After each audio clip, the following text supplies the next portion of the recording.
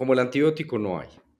Lo que pasa es que nosotros lo estamos utilizando de la manera incorrecta, ¿cierto? O sea, lo estamos dando como promotor de crecimiento y no es lo apropiado. ¿Por qué?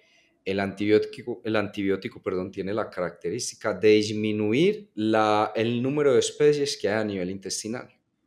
Y obviamente ya yo les mostré con mis manos que es la importancia de la diversidad, o sea, me disminuye la diversidad microbiana, esperando a que esa diversidad microbiana que me esté quedando es la que yo considero importante para mi producción. Normalmente no lo es.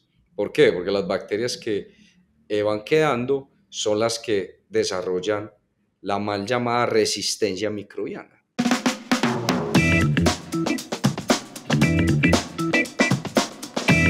Si vienes del episodio anterior, sabes que, tal y como te lo prometimos, hoy continuaremos con la segunda parte del episodio.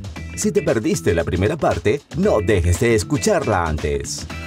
Sí, definitivamente cualquier cosa que afecte también como la digestibilidad de los alimentos y la absorción de nutrientes son cosas que el huésped deja de absorber y muchas veces va a influenciar qué población bacteriana es la que va a aprovecharlos y a crecer. Ese es un gran problema, incluso también ciertas creencias que bajándole el contenido de monosacáridos solubles, en este caso glucosa y fructosa, a los animales para evitar que de pronto que se pongan un poco obesos o empiezan a almacenar un poco más de grasa en las canales, hay que bajárselas y empezarlas a meter un poquitico más de fibra. Obvio, por el costo-beneficio, pues es mucho más económico o más rentable desde el punto de vista económico meter un poquitico más de fibra.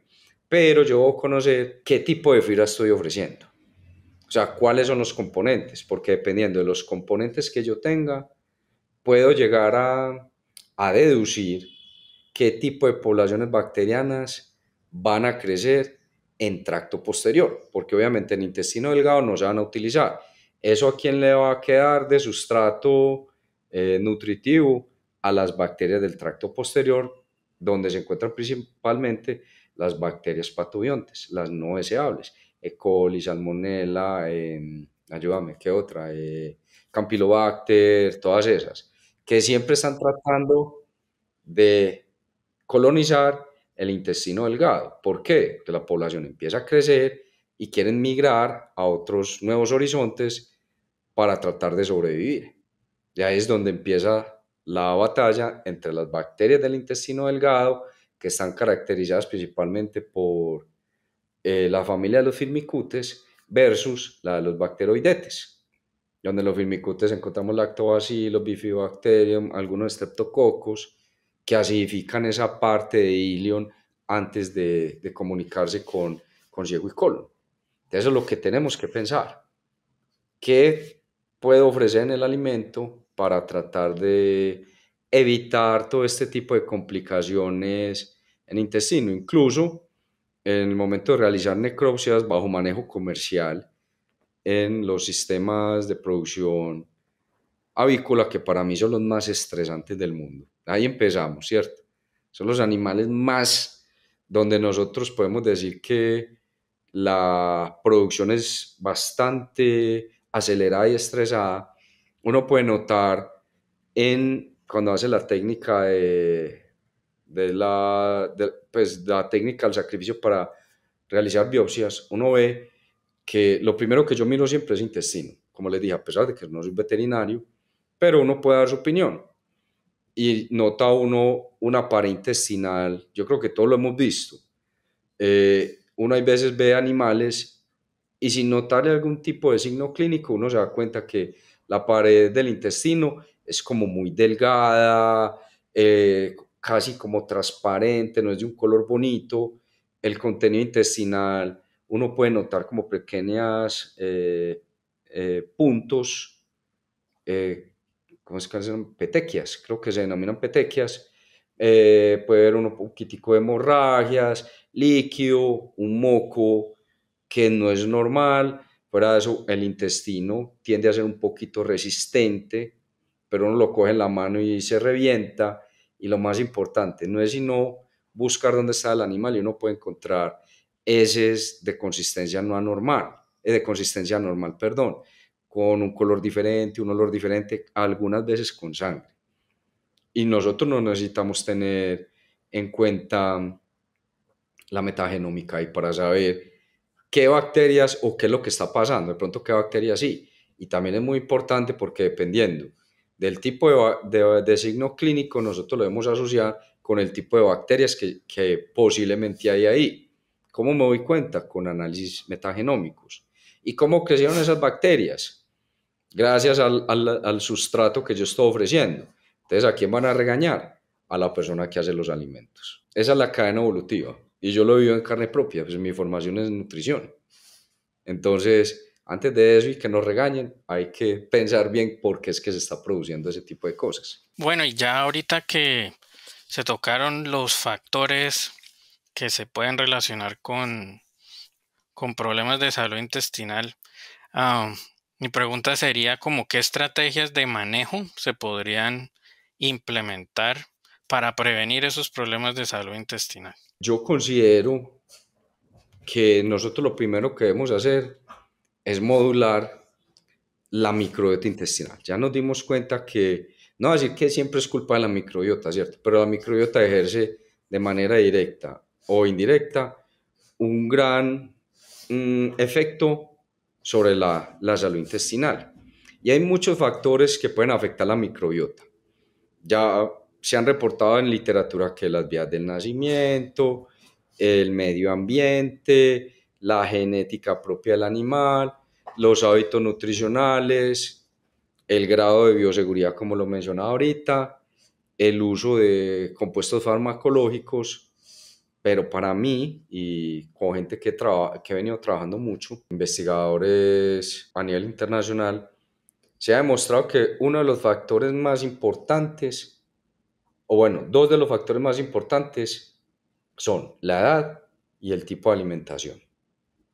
¿Por qué la edad? Porque definitivamente al momento de la colonización y el desarrollo de la microbiota es fundamental desde animales neonatos hasta que llegan a su momento de madurez fisiológica.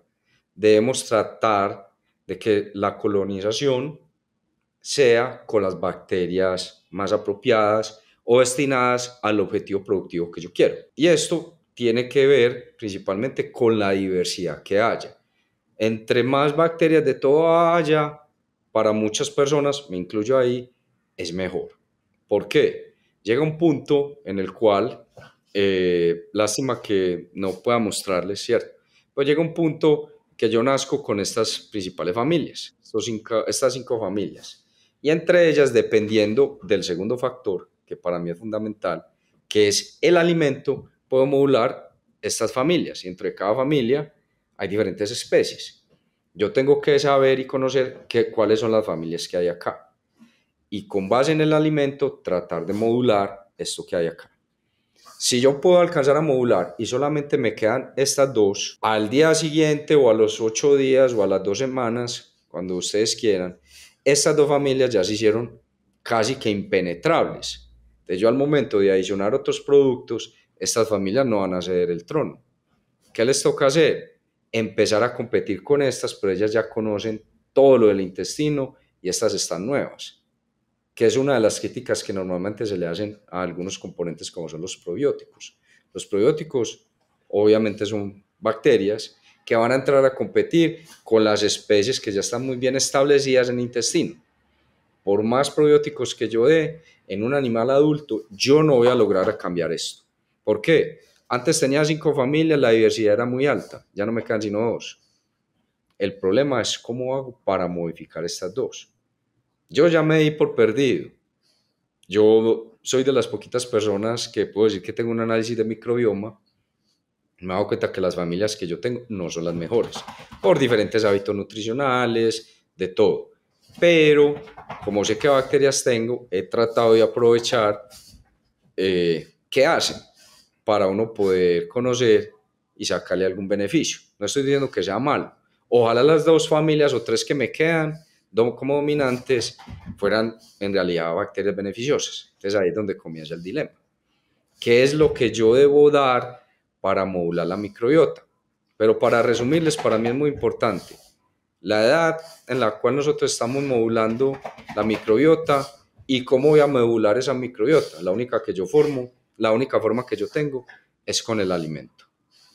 Es la única. Pero para hacerlo debo conocer qué microbiota tengo, ¿cierto? ¿Qué microorganismos tengo y qué alimento o qué nutrientes debo aportar? Para mí esos son los dos más importantes. Y así vamos a obtener un buen equilibrio. Para cerrar, entonces, para que quede claro, en animales adultos es casi que imposible, igual que en nosotros, modular la microbiota. ¿Cuándo debemos modular la microbiota o hasta cuándo mejor en pollos? Antes de los 12 días. Debemos tratar de modular esa microbiota antes de los 12 días de vida. Ok. Entonces, esto abre realmente la puerta para la siguiente pregunta, que sería, ¿qué papel, en su opinión, juegan los aditivos nutricionales, como por ejemplo probióticos, que ya los mencionó, prebióticos, las enzimas, que pues realmente se usan mucho en cuanto a la relación con la salud intestinal? Bueno, antes de mencionar, quiero aclarar, y siempre lo hago, que dentro de esta gran gama de diferentes aditivos que hay uno que yo creo que nos está dando mucho pánico utilizarlo, y es el antibiótico. Siempre digo, como el antibiótico no hay. Lo que pasa es que nosotros lo estamos utilizando de la manera incorrecta, ¿cierto? O sea, lo estamos dando como promotor de crecimiento y no es lo apropiado. ¿Por qué? El antibiótico, perdón, tiene la característica de disminuir el número de especies que hay a nivel intestinal. Y obviamente ya yo les mostré con mis manos que es la importancia de la diversidad, o sea, me disminuye la diversidad microbiana, esperando a que esa diversidad microbiana que me esté quedando es la que yo considero importante para mi producción. Normalmente no lo es. ¿Por qué? Porque las bacterias que van quedando son las que desarrollan la mal llamada resistencia microbiana, ¿cierto? Entonces ya se vuelve un problema mucho más complicado. Para evitar el uso indiscriminado y en algunos casos exagerado de antibióticos, se ha venido la industria, y ahí es donde yo puedo hablar y decir que gracias a la industria en nutrición animal nos han brindado mucho la mano a nosotros los académicos e investigadores para desarrollar investigaciones y nuevas herramientas tecnológicas para aumentar la productividad, la seguridad alimentaria, el bienestar animal y el medio ambiente, sin disminuirlos con la adición de estos, porque es por lo que más se preocupan la gran mayoría de productores. Si yo quito el antibiótico, ¿qué otra opción me das para que ninguna de esas variables caiga? Y ahí es donde entramos nosotros con nuestras investigaciones. Y se han desarrollado infinidad de estrategias nutricionales para modular la microbiota y a su vez la salud intestinal, como cuáles, que los probióticos, prebióticos, simbióticos y uno nuevo que está como muy de moda, que son los posbióticos, también enzimas, minerales, aceites esenciales, ácidos orgánicos, infinidad de productos. ¿Qué es lo que nosotros tenemos que buscar? ¿Cuál es la importancia o cómo estos aditivos me ayudan a desarrollar la microbiota con la edad? Y obviamente, ¿cuál sería su beneficio desde el punto de vista productivo? Y aquí hay que pensar mucho en la parte de qué hacen los probióticos. Pues para nadie es un secreto que los probióticos son los aditivos no nutricionales más utilizados. ¿Por qué? Pues aumentan el crecimiento celular y el desarrollo de las vellosidades, promueven la maduración e integridad intestinal desde el punto de vista inmunológico y gracias a la exclusión competitiva por su producción de ácido láctico, pues me ayudan a mantener esa barrera. Pero no todos los probióticos que hay en el mercado son recomendables. ¿Por qué? los probióticos, para ser considerado probiótico, debe cumplir una regla que es ser GRAS, generalmente reconocidos como seguros. Y pues cuando fue el boom de estos, los probióticos que ayudan a la salud intestinal, cualquiera que extrajera un microorganismo de un derivado láctico, de un derivado lácteo, podría pensar que era un probiótico y ya servía. No, hay que mirar que cumpla primero con ser GRAS. Y una de las características de ser GRAS es que no sea resistente ni al ácido clorhídrico, ni a las sales biliares y obviamente a los antibióticos. Y hay probióticos que se han demostrado que son resistentes al antibiótico. Entonces, eso no se pueden utilizar. Fuera de eso, ¿qué hacen estos probióticos para aumentar la diversidad microbiana? Porque tiene que haber una relación de simbiosis. Para mí eso es lo más importante. Pero para mantener un probiótico, pues tengo que adicionarle un prebiótico, que es un nutriente, para que se conviertan entre los dos en simbióticos. Entonces es como la repetición de lo repetido para mejorar la repetidera, ¿cierto? Entonces, en costo-beneficio para un productor puede hacer que aumente, porque si da el probiótico, pero sin el sustrato, que en este caso es el prebiótico, en realidad no está haciendo nada.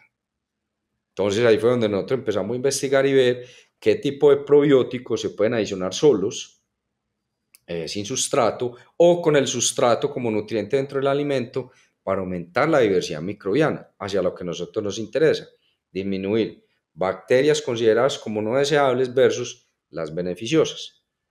Eso desde el punto de vista de los probióticos.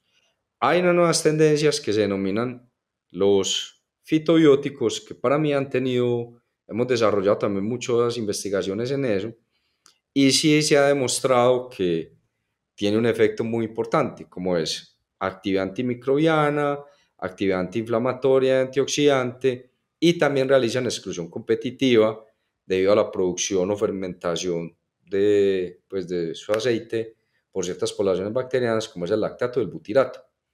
Entonces, solamente sería adicionarlo solo. Lo que yo tengo que buscar, no estoy diciendo que el probiótico sea malo, no, debo tener algunas consideraciones. Lo mismo que con los ácidos orgánicos. ¿Con qué puedo aumentar su productividad? Y estos aceites esenciales también han demostrado aumentar la diversidad microbiana de dos formas. La primera, que sirve de sustrato para ciertas poblaciones bacterianas, y la segunda es que sí se ha demostrado que destruye la membrana celular de algunas bacterias patobiontes. Es algo muy interesante esos mecanismos. Yo sé que me vas a preguntar, entonces si hoy un probiótico y un aceite, un fitobiótico, ¿hay simbiosis?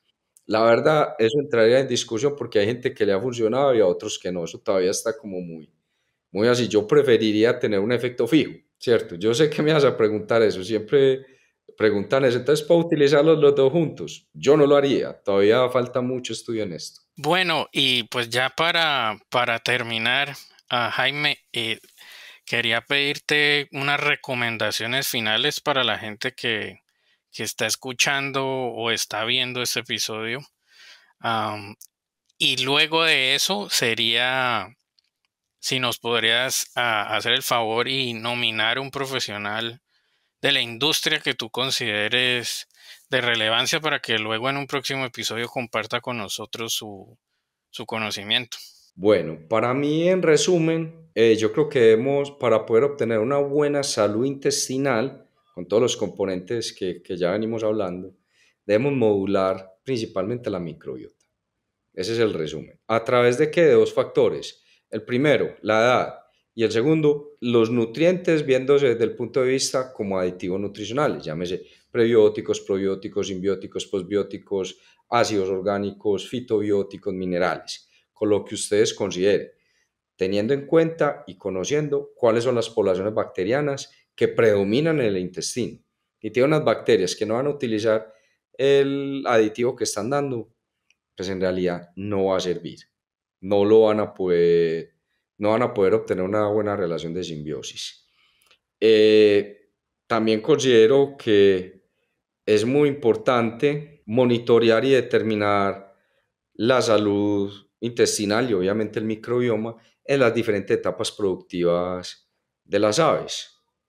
Y hay algo que yo sé que es algo complejo, pero me gustaría mucho tener en cuenta ahorita que vos hablaste del estrés calórico, evaluar los diferentes efectos ambientales sobre el desarrollo de esta población microbiana.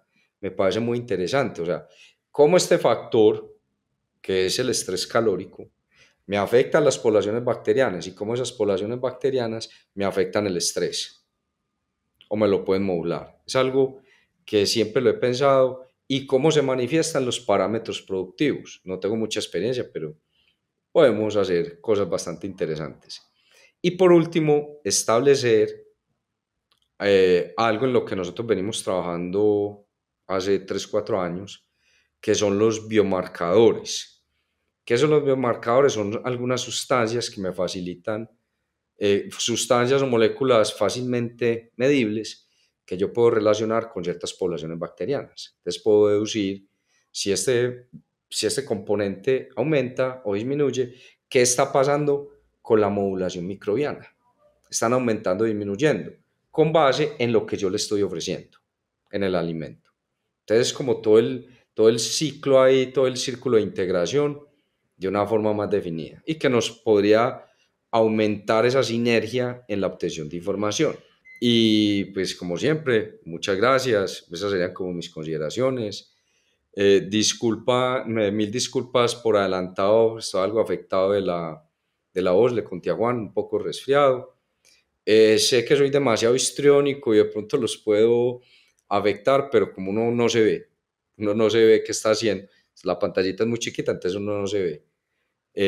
Pero de verdad quiero agradecerles por la oportunidad de dejarnos contar qué estamos haciendo aquí en Colombia, en que venimos trabajando. Como les dije, esto no son investigaciones o desarrollos tecnológicos de manera local, venimos trabajando con gente de fuera del país, con los investigadores de renombre, eh, tratando de demostrar qué estamos haciendo y en qué vamos, en pro de la producción animal.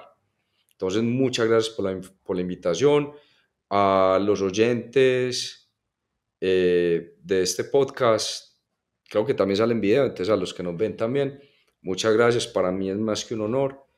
Y pues si se quieren comunicar conmigo, pues me pueden escribir o no sé, ahí aparece toda mi información. Y ya, muchas gracias a vos también, Juan, obviamente a todos los integrantes de tu equipo y ya. Como me gustaría recomendar a una persona que conozco desde hace muchos años, es profesor en la Universidad de la República de Uruguay y su nombre es Sebastián Bramvillasca, una persona que ha venido desarrollando mucho la avicultura en un país tan ganadero, ¿cierto? Que para nada es un secreto, que pues a mi manera de ver hemos realizado ciertas investigaciones, estamos mucho en contacto, parece que es una persona muy apropiada para este podcast, para este programa de podcast, con todo lo que tiene que ver de pronto con, sí, con la avicultura a nivel de Uruguay o del sur de Sudamérica. Lo recomiendo sin lugar a dudas. Vamos a contactarlo para para que participe y en lo posible hacer un episodio con él, que comparta con nosotros. Pues ahorita, muchas gracias, Jaime, por tomarse el tiempo de compartir con nosotros y nos estaremos viendo. Ojalá en algún evento. No, yo creo que más fácil puedo ir a saludarlos allá a Arkansas. También, bienvenido. Tengo muchas cositas que hablar con vos y obviamente con el doctor Telles, que son casi que de la casa, que son personas que tienen mucha experiencia en estos temas. Y compartir, unirla. Así será. La colaboración es esencial para salir adelante en cualquier cosa relacionado de cualquier tema. Pues muchas gracias, Jaime, y nos estamos hablando. Muchas gracias.